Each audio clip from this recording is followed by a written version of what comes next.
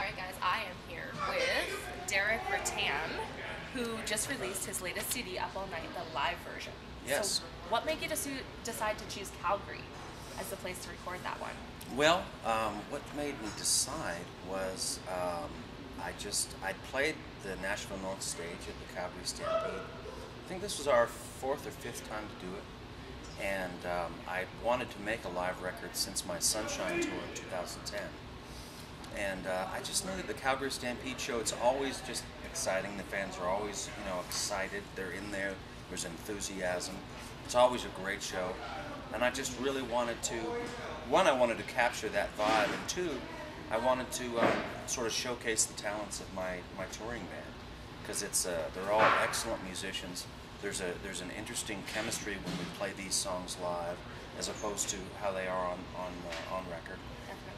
And I just thought that that Calgary would be the perfect city in which to showcase that. Awesome. So a lot of your CDs have the hidden tracks on them. Yeah. So I've had a few people ask me, are you planning on ever doing those versions of the songs live? Man, I hope not. I don't know. The new one on the new record, I'll just go ahead and give the secret away. But on the new album, there's we do a sort of a jazzy version of the song "Good Time," which is that was actually at a sound check in London, Ontario, and we just burst into that. I think we had just watched Anchorman, the legend of Ron Burgundy, and he does sort of a jazzy thing in there. And anyway, we were just goofing around. It was fun, and I was glad we got to get it on there. I don't know that we'll ever do it live. I mean, maybe. Who knows? Anything could happen. Tonight in Calgary, right? Probably not here. Yeah. So in both your live shows and on this new live CD, you have versions of songs that you've written but were recorded by other artists. Yeah. How did you decide to use those ones as opposed to some of the other ones that you've written? On the live CD? Yeah. It just kind of boiled down to what ones I thought that the fans would get the biggest kick out of, and also because I was using one show as this live record. I wasn't splicing different performances from different nights. It just boiled down to which one I thought sounded better, and I thought on this particular record, or this particular night, the version that we had of the Waylon song, Are You Sure Hank Done It This Way, into Lotta Leavin' Left to Do, into What Was I Thinking. It had a special magic on this night, so that's why I wanted to put it on there. That's really cool. Yeah. So you've written a lot of songs that a lot of artists have recorded. Are there any that you wish you had kept for yourself? No, there really aren't. And the interesting thing I get asked that frequently, and the deal is, whenever I write a song with another artist, 9 times out of 10, I go into the room with the knowledge that whatever we write, they're going to have first dibs on, because they called me and said, "Hey, I'm writing for my record. Would you write a song with me for that?"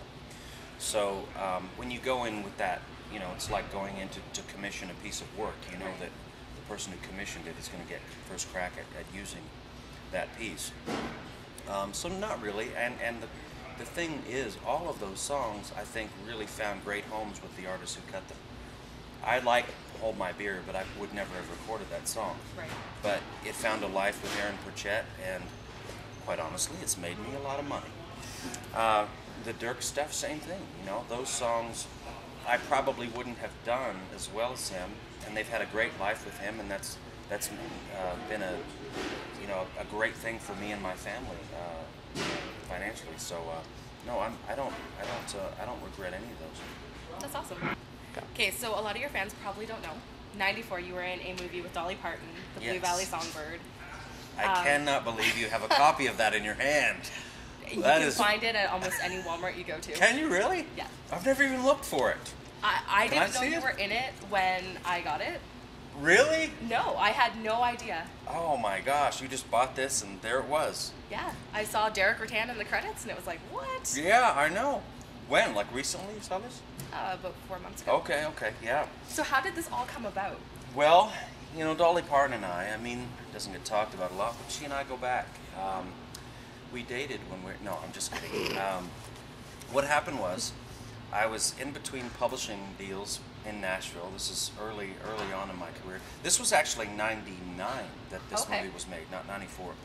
But I was in between publishing deals, and a friend of mine had been doing some acting, and I thought, I used to act when I was a kid in community theater and stuff. I said, I'll give this a shot. So I auditioned for this movie and just kind of lucked out and got the part. And they said, well, you have to cut your hair and shave because you're playing a Tennessee Highway Patrolman. And I said, I'll do it. I'm broke. And so I did this TV movie, and it was great because it was I was in the first scene of the movie with Dolly. I had like 6 or 7 lines, and it was all with her, Yeah.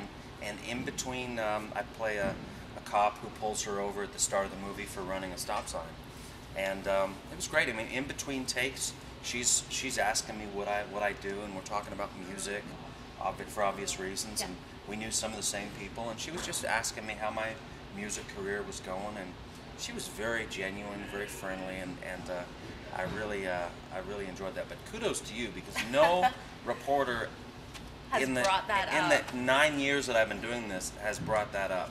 Blue Valley Songbird, yes. I got to go to Walmart now and look Yeah. for that, because I don't have a copy. I do think not we have a can- copy of I it. think we can find you one. Well, I'm gonna go look. So, last thing, Okay. the hit list tour. Are there Yeah. any behind-the-scenes secrets that you can tell us about it? There are things I can tell you, things I cannot tell you. It's fun. Behind the scenes secrets. Aaron Lines talks to his wife a lot on the phone. I know that.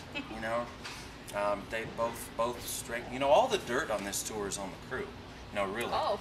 Yeah, I mean, the people, they asked us that on BT today, and we couldn't think of any dirt on each other. But I think by the time we get to, like, Ontario, as we move our way east, we'll have a little bit Different more. story. I think so. We may be all on 3 separate buses then, who knows? Awesome. Thanks for doing this, Deric. Thank you very much. It's great to see you. You Thank too. you. And we'll talk soon. Awesome. See ya.